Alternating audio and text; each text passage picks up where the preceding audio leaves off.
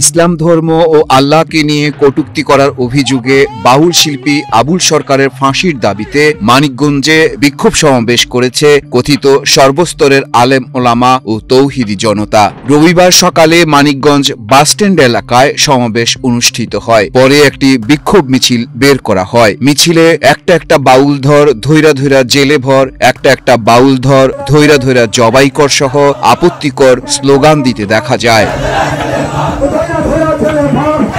বিক্ষোভ সমাবেশ শেষে কথিত সর্বস্তরের আলেম ওলামা ও তৌহিদি জনতার একটি অংশ বাউল শিল্পী আবুল সরকারের মুক্তির দাবিতে তার সমর্থক বাউল শিল্পীদের পূর্ব ঘোষিত কর্মসূচিতে হামলা চালায়।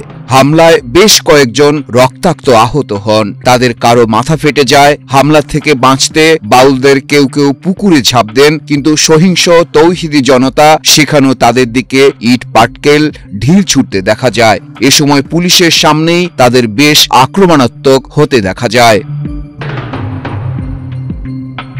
এর আগে ৪ নভেম্বর ঘিওর উপজেলার জাবরাখালা পাগলির মেলায় ইসলাম ধর্ম ও আল্লাহকে নিয়ে কটূক্তি করার অভিযোগে ইতোমধ্যেই বাউল শিল্পী আবুল সরকারকে জেলা গোয়েন্দা পুলিশ মাদারীপুর থেকে আটক করেছে। বাউল শিল্পীদের উপর বর্বর নির্মম হামলায় দেশজুড়ে নিন্দা ও সমালোচনার ঝড় শুরু হয়েছে। সমালোচকরা বলছেন, বাউল শিল্পীরা যুগ যুগ ধরে মানবতা, সাম্য, অসাম্প্রদায়িকতা ও লোকায়ত দর্শন প্রচার করে আসছেন। তাদের গানে প্রচলিত ধর্মীয় গোঁড়ামিকে প্রশ্ন করা হয়, যা একটি বিশেষ গোষ্ঠীর কাছে বরাবরই চক্ষুশূল। এই গোষ্ঠীর কাছে তৌহিদি জনতার মুখোশ যেন আইন হাতে তুলে নেওয়ার বৈধ লাইসেন্স। কোনো শিল্পীর বক্তব্য আপত্তিকর মনে হলে তার জন্য দেশের সুনির্দিষ্ট আইন ও বিচার ব্যবস্থা রয়েছে, কিন্তু আইনের তোয়াক্কা না করে সরাসরি শারীরিক আক্রমণ বা গ্রেপ্তারের দাবি তোলা অন্ধকার ও অগণতান্ত্রিক সমাজের ইঙ্গিত দেয়।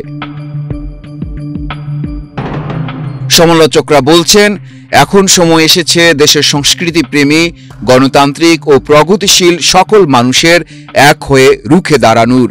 বাউল শিল্পী আবুল সরকারের নিঃশর্ত মুক্তি এবং তার সমর্থকদের উপর হামলাকারীদের দ্রুত বিচার নিশ্চিত করা না হলে এই বার্তাটি স্পষ্ট হবে যে এই দেশ উগ্রবাদের কাছে মাথা নত করেছে এবং মুক্ত চিন্তার জন্য এর দ্বার রুদ্ধ হয়ে যাচ্ছে।